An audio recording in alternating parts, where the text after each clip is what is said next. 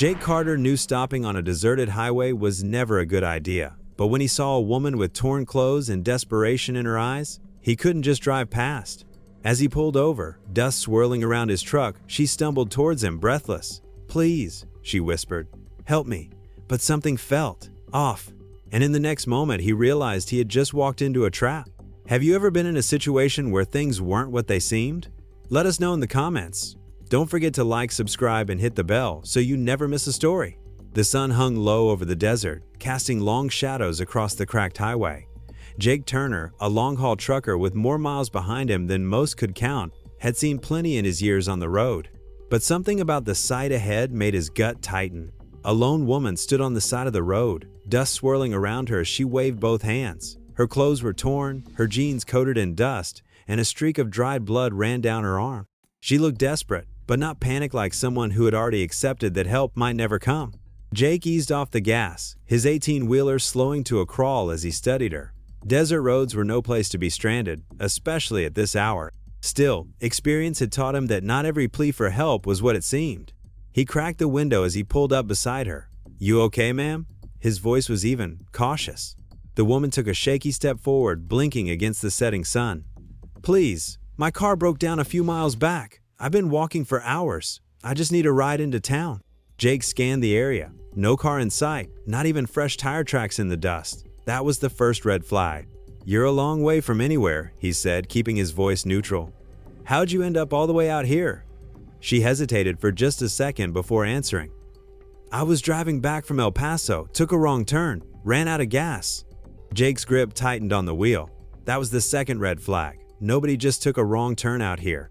There were only two kinds of people who ended up stranded in this part of the desert: those who didn't make it out and those who didn't belong here in the first place. Still, he saw no immediate threat, no vehicle, no obvious backup. If this was a setup, she was either alone or her friends were hiding. Either way, he wasn't about to let his guard down. "Hop in," he said finally, reaching for the passenger door handle. She hesitated for just a moment, scanning his face as if searching for something. Then she nodded and climbed up, settling into the seat. Jake watched as she exhaled, her hands clasped tightly in her lap. "Appreciate it," she murmured. "Yeah," Jake said, shifting the truck into gear. "Let's get moving." The hum of the tires filled the silence between them as they rolled down the empty highway. But Jake could feel it, something was off. The way she kept glancing at the side mirror, the way she sat stiffly, like she was waiting for something. "You got a name?" he asked casually, eyes on the road. "Anna," she said, too quickly. Jake nodded slowly. That was the third red flag. They drove on in silence, the weight of the unknown pressing down on the cab like a storm cloud about to break. Whatever was happening, he had a feeling it was far from over. The road stretched endlessly ahead, the desert swallowing the last rays of sunlight as the truck rumbled forward. Jake kept his hands steady on the wheel, but his mind was anything but calm.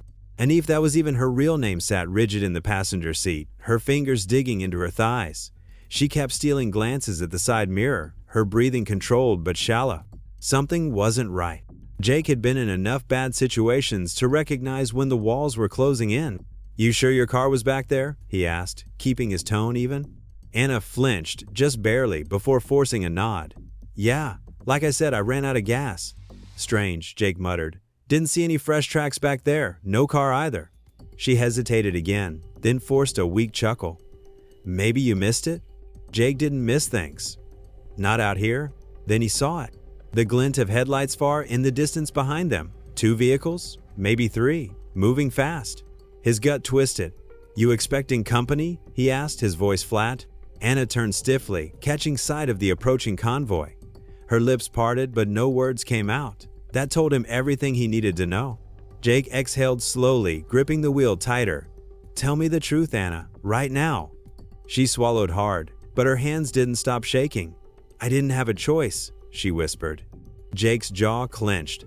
"That so?" The trucks behind them were closing in, kicking up dust in the fading light. Too many for this to be a coincidence. Anna licked her lips, her voice barely audible. "They're not gonna let you go." Jake let out a low chuckle, one that held no humor. That's where they made their first mistake. He reached for the gear shift, pressing his foot harder on the gas. The engines behind them roared, the convoy of vehicles splitting upon, moving to flank him from the side. the other rushing to cut him off ahead. A trap. Jake had driven straight into it. Anna turned to him, panic flashing across her face. "Please," she whispered. "Just stop. Maybe they'll let you go." Jake didn't even look at her. "Lady, you got no idea who you're riding with." The convoy moved in, the first vehicle pulling up beside them. A man leaned out the window, a rifle in his hands. Jake exhaled slowly, rolling his shoulders. This was going to be messy. Jake had been playing along, watching, calculating, but now the game was over. The first shot rang out, a warning round from the truck on his left. The man with the rifle shouted something, but Jake wasn't listening anymore. His instincts had already kicked in. With a flick of his wrist, he yanked the wheel hard to the right, slamming his 18-wheeler into the side of the pursuing vehicle. Metal screeched, rubber burned against asphalt, and the smaller truck spun out of control, flipping into the desert in a violent crash. Anna screamed, gripping the dashboard. "What are you doing?" Jake didn't answer. He had already shifted gears, accelerating straight toward the roadblock forming ahead. Two more trucks were positioning themselves to cut him off, but they were making a mistake thinking he'd stop. He never stopped. Anna scrambled to grab the door handle, but Jake shot her a glare. "Don't," he warned. "They'll kill you," she cried. Jake gave her a cold, knowing smirk. "They can try." The convoy had underestimated him. They thought they were dealing with a scared trucker, some easy mark they could outnumber, but they hadn't done their homework. Jake had been through worse. With a practiced motion, he reached beneath his seat, his fingers wrapping around the grip of a sawed-off shotgun. He tossed it onto Anna's lap. "If you're really scared," he said, "then you better start shooting." She looked at him, wide-eyed, as if seeing him for the first time. Jake shifted his grip on the wheel, eyes locked on the road ahead. He wasn't trapped in their ambush. They were trapped in his. The cartel convoy had expected fear. They had expected surrender. What they got instead was hell on wheels. Jake gunned the truck forward, roaring straight into the so-called blockade. The first vehicle in his path barely had time to react before the front bumper of his rig smashed into it, flipping it onto its side like a tin can. The men inside scrambled to get out, but Jake wasn't slowing down. Gunfire erupted. Bullets cracked against his windshield, but Jake had already anticipated it. He ducked low, gripping the wheel with one hand as he yanked a lever with the other. With a deafening hiss, the air brakes released, sending a shower of debris flying into the men ahead. "Hold on," he barked to Anna, and without waiting, he yanked the truck into a hard drift. The trailer jackknifed at high speed, whipping sideways like a massive steel bat. The cartel thugs standing too close had no chance. They were thrown like rag dolls as the trailer's weight crashed into their vehicles, crumpling metal and shattering windshields. One of the remaining SUVs swerved violently to avoid the destruction, but Jake wasn't done yet. He reached under his seat again, this time pulling out a smoke grenade. Anna stared. "You just keep those in your truck."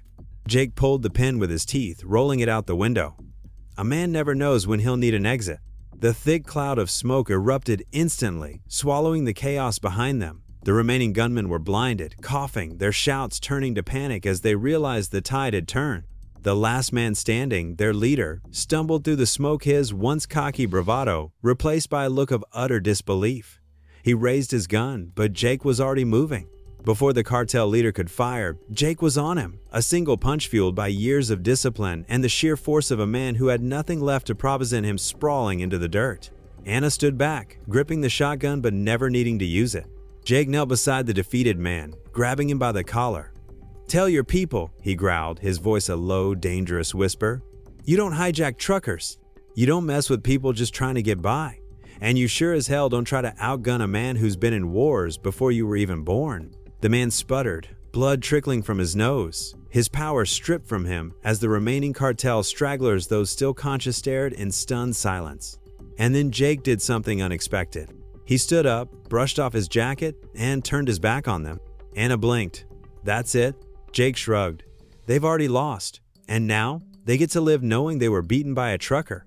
The weight of those words settled over the battlefield of twisted metal and smoking wreckage. Sometimes a man doesn't need to kill to destroy his enemy. Sometimes the greatest humiliation is letting them walk away, knowing they'll never forget the lesson. As the dust settled and the wreckage lay behind them, Jake guided his truck back onto the open road. The sun hung low on the horizon, casting an orange glow across the desert, marking the end of a battle fought not with armies, but with grit, experience, and the sheer will to survive. Anna sat in the passenger seat, her hand still gripping the shotgun she never had to use. She turned to Jake, her voice quieter now.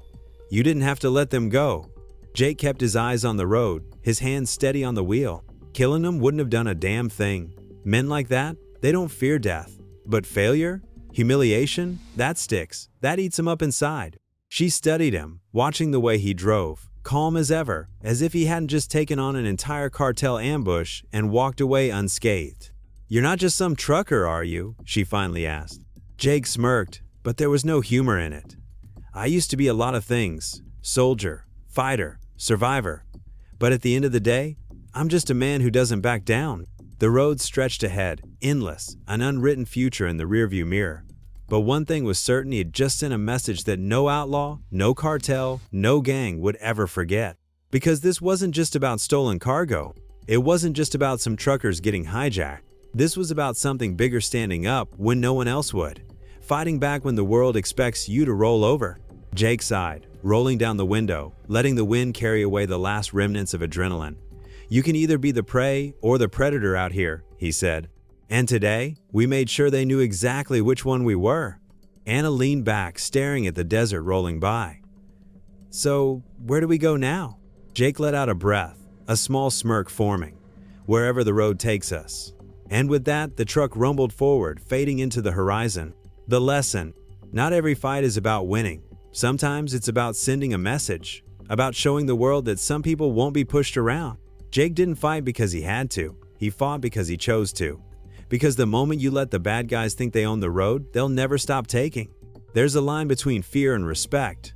And today, Jake made sure the cartel would never mistake him for someone who could be taken lightly again. What about you? Have you ever been in a situation where you had to stand your ground when the odds were against you? Tell us your story in the comments.